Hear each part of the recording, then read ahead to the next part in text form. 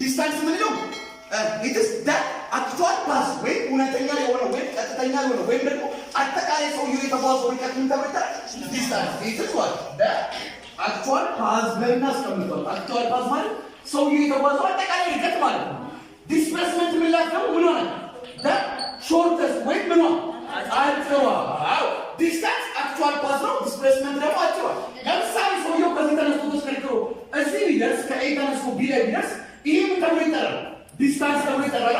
ዲስፕሌስመንት የሚለው ነው ይችላል አጭሯ በቀጥታ የሚደርስ ሰው ይችላል። እሷን ደግሞ ብለን እንጠራለን ዲስፕሌስመንት። ሌላው ዲስታንስ ምንድነው? እስካለና ማለት አቅጣጫ የለም። ዲስፕሌስመንት ደግሞ ምን አለ? አቅጣጫ አለ። ቬክተር ማለት ለምሳሌ ዳኒ 100 ሜትር ሮጠ። ዲስታንስ ነው ዲስፕሌስመንት። ዲስታንስ ዳኒ 100 ሜትር ሮጠ ወደ ሰሜን።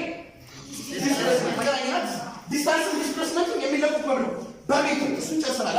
ኦኬ ለሚያስ ሰምትክስ የተወሰነ ነገር ተጋጭ ይችላል። ተመልከቱ። ለምሳሌ ባይ ነው የሚሰራው ሰውዬ 100 200 ዲስታንስ ነው ዲስፕሌስመንት ዜሮ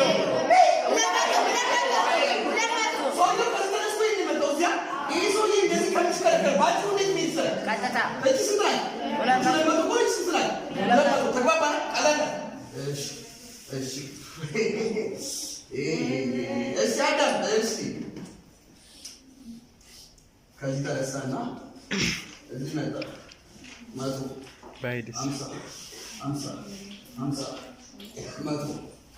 ዲስታንስ ነው 350